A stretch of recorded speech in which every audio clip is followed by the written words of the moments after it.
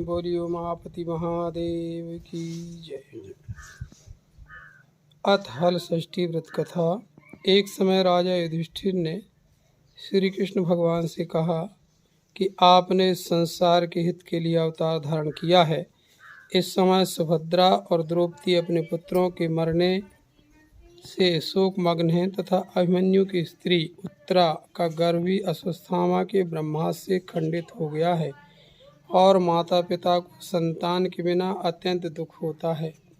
हे प्रभु, आप कोई ऐसा उपाय बतावें जिससे माता पिता संतान शोक से दुखी न हो और उत्तम दीर्घायु तथा स्वस्थ संतान हो। यह सुनकर भगवान बोले, हे राजन, मैं तुमको एक व्रत बतलाता हूँ जिसको नियम पूर्वक करने से खंडित गर्भ भी जीवित हो जाता है तथा कभी संतान दुख नहीं होता है। प्राचीन काल में सुभद्र नाम का एक प्रसिद्ध राजा था।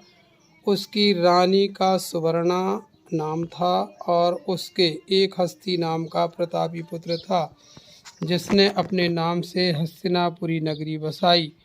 राजपुत्र एक दिन धाय पुत्र के साथ गंगा जी में जल क्रीड़ा करने गया और गंगा जी में जल क्रीड़ा करने लगा। इतने में ही एक ग्राह उसे जल में खींच ले गया। यह सुनकर रानी सुवर्णा बहुत दुखी हुई और धाय के पुत्र को भभकती हुई आग में डाल दिया। तदंतर राजा रानी अपने अपने प्राण त्यागने को तैयार हो गए।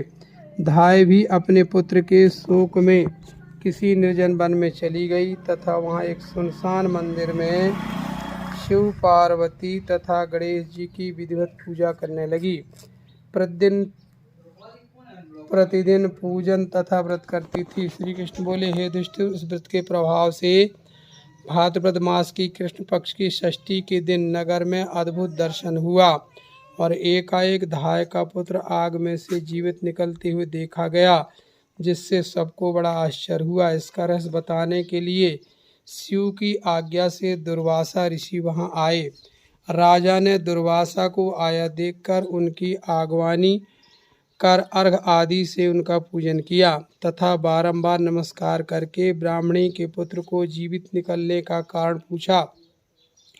तब दुर्वासा ऋषि ने कहा, हे राजन, उस ब्राह्मणी ने वन में जाकर शिव पार्वती जी, स्वामी कार्तिकेय एवं गणेश जी का ध्यान पूजन स्मरण आदि बड़ी श्रद्धा भक्ति से किया है तथा नियम पूर्वक व्रत किया है। यह उस व्रत का प्रभाव है जिसके कारण कि यह बालक जीवित ही मिल गया।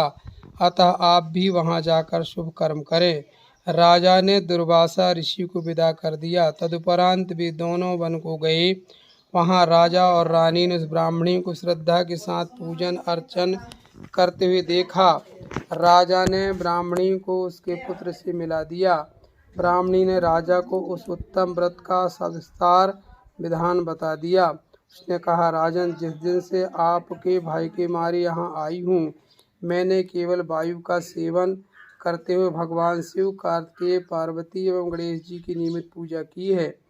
एक दिन रात के समय स्वप्न में भगवान शिव ने मुझे दर्शन दिया और कहा, तेरा पुत्र जीवित हो गया है क्योंकि तूने हमारा व्रत एवं पूजन बड़ी श्रद्धा से किया है। यदि तुम्हारी रानी भी इस व्रत को विधि पूर्वक करे तो उसका पुत्र जीवित मिल जाएगा और भी बहुत से पुत्र उत्पन्न होंगे। श्री कृष्ण ने युधिष्ठिर से कहा, हे राजन, भादो मास के कृष्ण पक्ष की षष्ठी को इस उत्तम व्रत को करना चाहिए। उस दिन व्रत मुहूर्त में प्रातः काल स्नान करके काम, क्रोध, मोह, लोभ त्याग कर व्रत को नियम पूर्वक करना चाहिए। जब वह व्रत रखें तब किसी भी जीव की हिंसा न करें।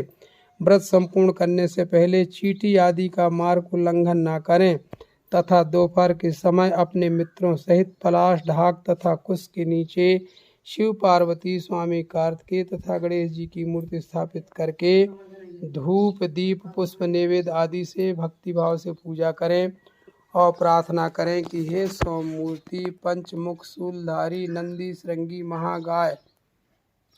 महाकाय आदि गणेश युक्त आप भगवान शिव को मैं साष्टांग प्रणाम करता हूँ।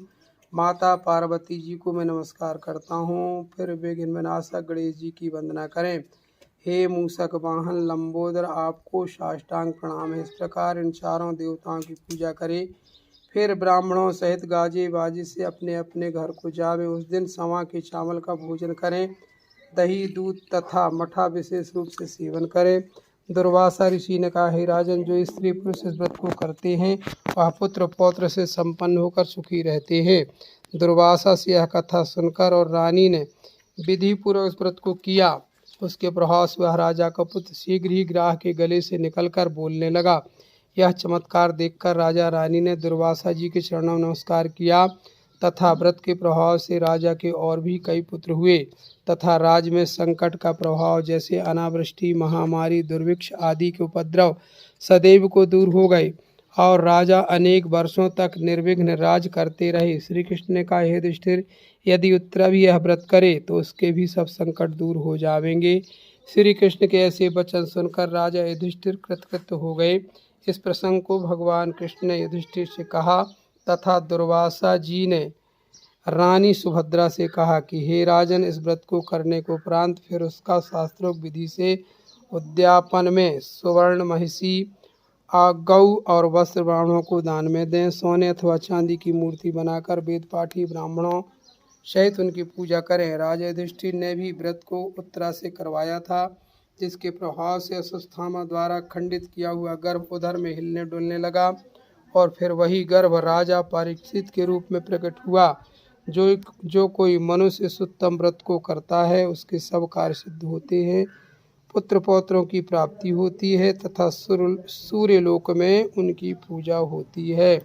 बोलिए हलषष्ठी व्रत पूजा की जय। उमापति महादेव की जय। हिंगलाज माता की जय। हर हर नर्मदे।